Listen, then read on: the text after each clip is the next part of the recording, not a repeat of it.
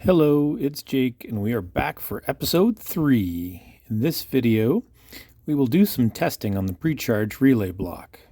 The battery is around 400 volts, and you can't have that much power slam into your power electronics all at once. So most electric cars let voltage flow through a big resistor and slowly charge up all the electronic components. Once all the capacitors and other electronics have reached around 400 volts, then the main contactors close and provide massive power to the motor. Now let's get to the troubleshooting. So we've got our relay block taken out of the main battery. I'm going to pull out one of the relay connectors. Inside, I am seeing two tiny little nibs. This is going to be a trick to see if I can hit them. I have got a little battery pack here with tiny little exposed wire, which is perfect. I'm going to flip to voltage, which I have, and I'm just going to make sure that these, I haven't checked them in a while, are still giving me 12 volt. And 16 volt, that would make sense because it's 4 of them. 4 times 4, 16, fully charged. So that should be slightly more than we need, but it should work.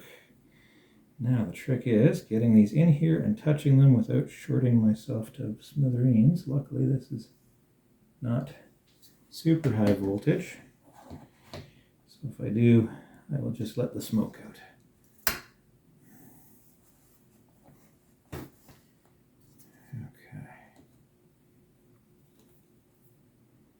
And I am hoping with this to hear the contactor click. So there is one. Jeez.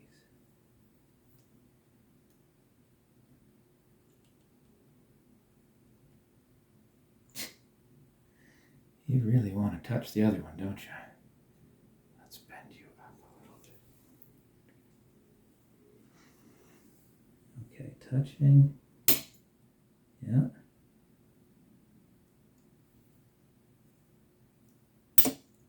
I'm hearing a click. I'm pretty happy with that. I don't know if it's working properly, but it sounds like it's clicking. That's better than I was hoping.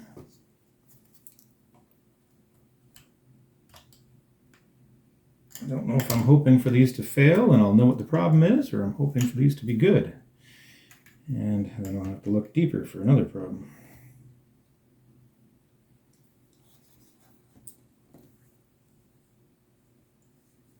Okay. And touching one side. I think.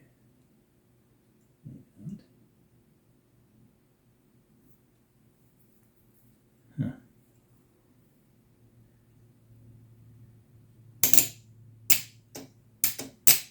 Yeah, I heard it click several times. So that is probably good. Okay. Next is my big resistor on the bottom, my pre-charge resistor. And it looks like it's 2 white wires. It looks like one white wire goes over to here and comes up to where? Oh, there. Okay, that makes sense because that's on my big bus bar pre-contactor. And the other white wire Hold it more down. goes up to here. I have no idea what that does. I'm guessing it's some kind of a pre-charge circuit.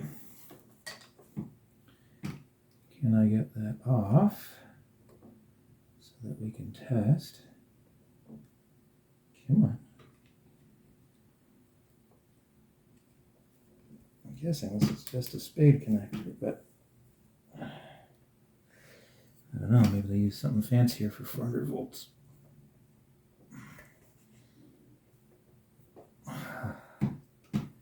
Okay, not as confident anymore. Come on. Just come off. I don't see anything to pinch. I don't think there's anything to do. Should just come off. It's definitely taller than that one already, so it is coming partly off. Just be confident and nice to your wire, and it will come off. There you go. Come on.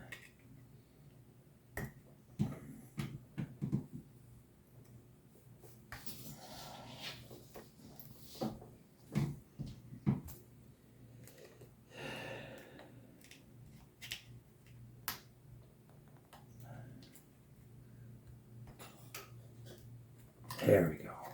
Yeah, it is just a spade connector. It's just a pain in the butt spade connector. So, I do not know what the spec on this is, but let's see what we get for resistance. Being a big resistor, it should have some big resistance.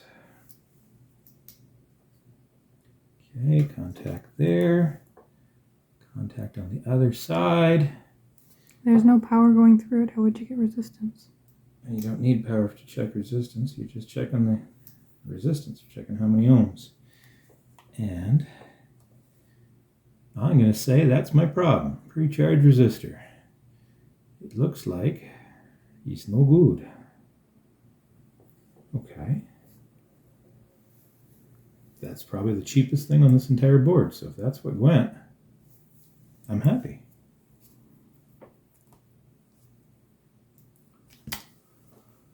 Okay, so there it is. If I undo those two screws with one of my fancy new screwdrivers, pull it out, pull the wiring out with it, I can confirm that that is in fact the problem, and we'll go from there. All right. I have to admit that around this time I got very excited, and making videos wasn't as much of a priority as seeing if I could get this car to work. Luckily, I did take a bunch of still pictures so that you can see what I did. In this first picture, you see the relay part number in case anyone needs it. I didn't, because my problem was most likely this old pre-charge resistor. As you can see, it's a 40 watt, 30 ohm ceramic resistor. I scoured the internet looking for something similar. Sadly, I couldn't come up with one. I found many that were close, but none that matched exactly. My thanks to my friend Richard at Toronto Avionics in Peterborough, who reminded me that the 30 ohms was the critical bit, but that if it had a higher wattage, that was fine. It would be able to handle more power than it needed to, but would still give the correct amount of resistance. He then emailed me a link for a resistor on mouser.ca. 30 ohms and 50 watts fit the bill perfectly.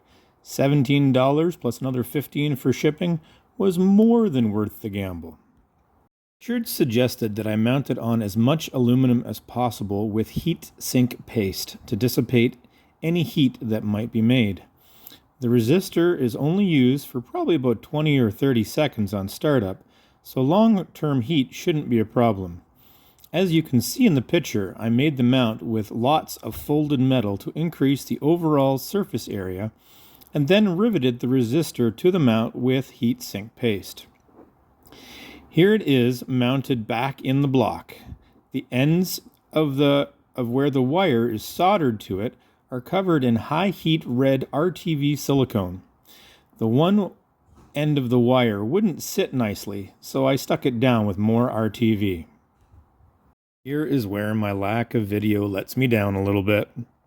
I remounted everything in the reverse order that I took it apart, closed the battery pack up, remounted it in the car. Of course, I have video of none of this.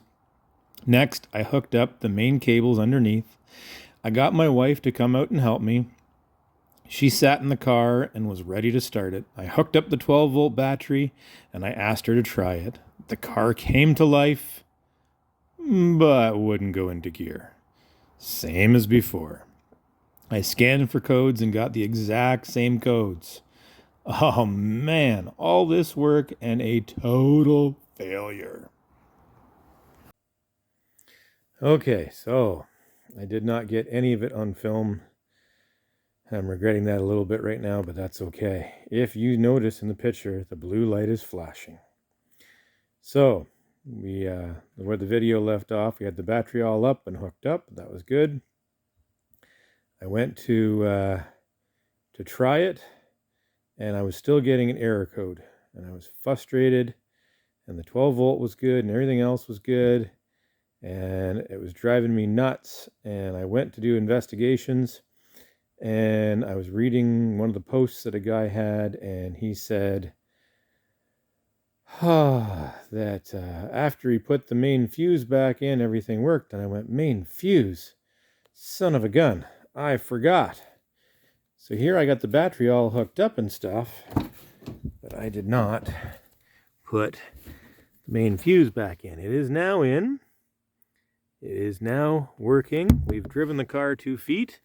All the errors have gone. I got to put the cover back on that in a second. But we now have a functional 2012 Leaf for 3 months of troubleshooting and work, and a $30 part, which to me is absolutely amazing. It was a lot of head scratching and a lot of frustration, and now I feel really stupid for not putting that main fuse back in, but the stupidity function is minimized by the success. Anyway, once I get everything all buttoned up, I will take you on a drive. The story doesn't completely end here. I took the car for a safety check, then I needed to get the car road legal. I was expecting an easy pass, but the mechanic said it needed new pads and rotors on all 4 wheels. $450 later, I had installed new pads and rotors myself and took it back to the mechanic to finish his $100 safety check. With my bill of sale from the previous owner, insurance, and the safety check, I now had everything that I needed to register the car in my own name. My next step is unique to Ontario, Canada. We have a local philanthropist who will give anyone who registers a used electric car in Ontario $1,000 through an organization called Plug and Drive. I submitted my paperwork and got my $1,000 check. It certainly doesn't cover all my costs, but it makes the whole project much more affordable. I thought it would be fitting to end this with the person who inspired me to take on this project. My daughter, Sydney, who just passed her G2 test that allows her to drive alone here in Ontario.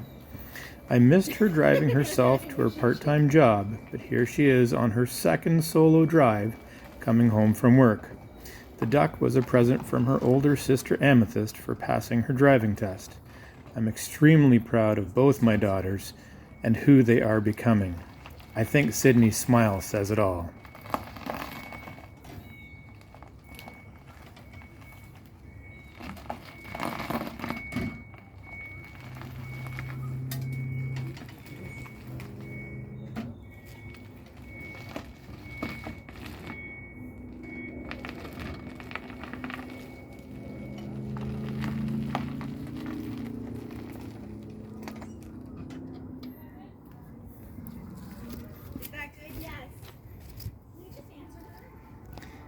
So, would you like to tell YouTube about your duck? Online at Really? Yep. It's a gangster duck. His name is OGD. And what was it like to drive by yourself in your own car for the very, very first time ever? It was great until he started filming me. This is the end of this adventure, but not the end of my adventures with electric cars. The next video will likely be a horn swap on my 2018 Leaf, and then maybe some battery repairs for that car. Let me know in the comments if there is anything you would like to see me tackle.